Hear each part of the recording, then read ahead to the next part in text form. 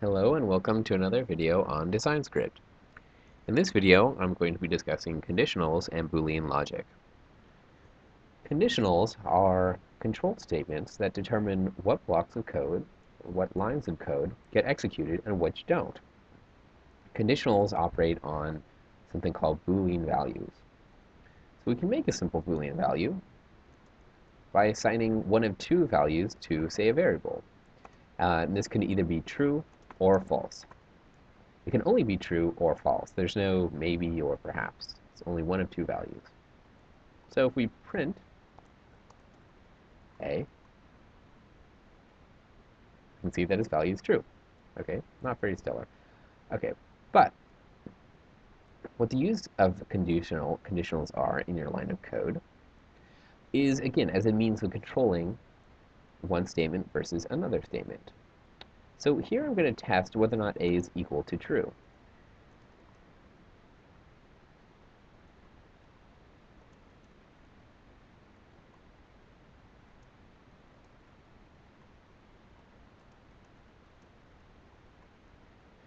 All right, let's run this. You can see A is true, So the query that happens here is with this double equal sign, which in other words tests, is A exactly equal to true? And if it is, it will print this first line, A is true. Otherwise, it'll print the second part after this colon, A is not true.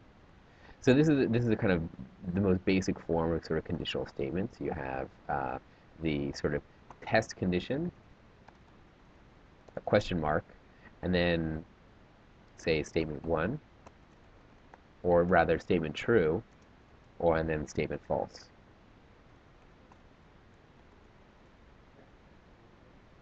So this pattern I'm using down here. So if I were to change A is to false, we see that A is not true is printed. So, because of course the question of is A equals to true or false not. So you may find this though somewhat limiting, because here we can only have one line of code inside of the in between the question mark and the colon. So to get around this, we use imperative blocks, which, if you don't know what an imperative block is, watch one of my previous videos. And then we have much longer lines of code. So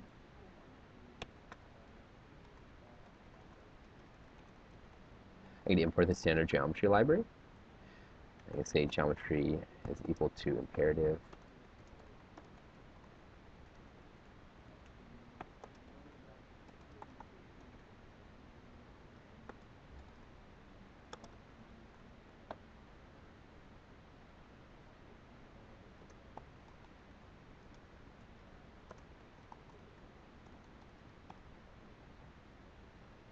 So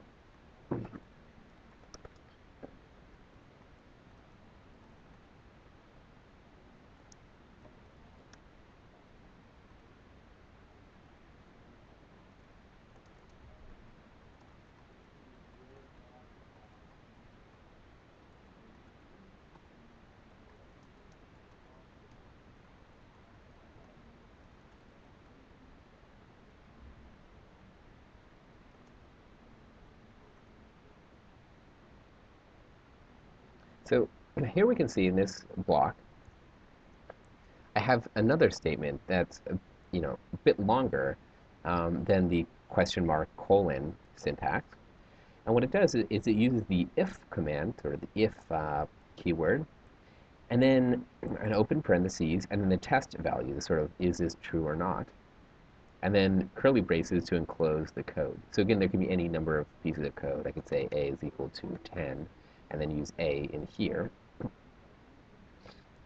Similarly, if we want to sort of have the false condition execute, we have return is equal to line dot start point end point, and then 2 points. So in other words, what's going to happen here is if true if true is equal to true, or if true is self-evidently true, this first block is going to be executed. Otherwise, the second block will be executed. So we'll just quickly run this, and you can see a point has been generated. Okay, so if I change this to false, a line is generated. Okay, now again, this isn't particularly useful. The Because just by observing, say, this kind of situation, you can immediately tell that false is false and true is true. The more useful kind of Boolean kind of commands occur when you're actually testing values to determine code paths. So there's a series of essentially keywords that you can use to sort of test values. Less than, greater than, less than equal, greater than equal, equal equals, and not equals. So for instance, we can say, is 4 less than 5? And we can see it is, and it made that point. Is 100 less than 5? No, it's not. So we're going to make this line. And we're going to execute the second block of code.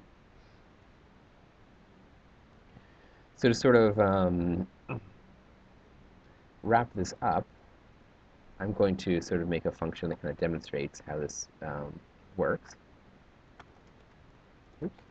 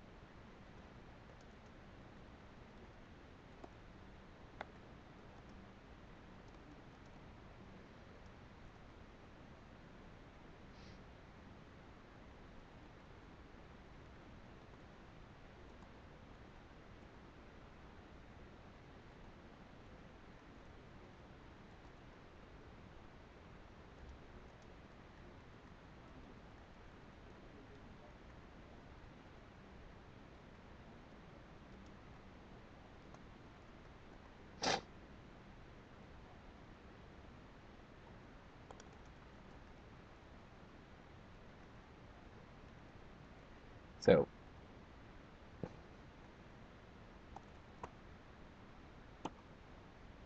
we can begin to sort of see how conditionals might be used in a much larger piece of code.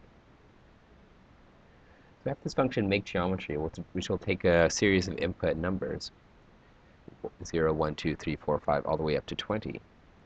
And inside this function, we have an imperative block which interrogates I. It says, well, if I is divisible by 2, then, this is sort of an idiom, and you should watch a section on math or read the manual to sort of learn more about the sort of modulus operator here.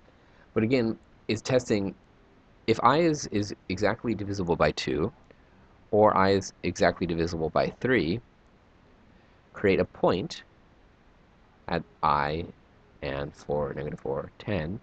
Otherwise, create a line.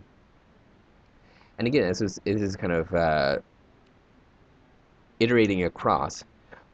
We wouldn't explicitly know what this form is until we actually execute it and have each line of the code interrogate what the value of I is and whether or not it's divisible by 2 or 3. So we can sort of move this up to, say, 60 and kind of see how this changes. So these are all the points represent numbers that are divisible by both 2 and 3, or no, both 2 or 3. And the lines are points that are neither divisible by 2 or 3. So that's a brief introduction to conditionals and Boolean logic. Thank you for watching.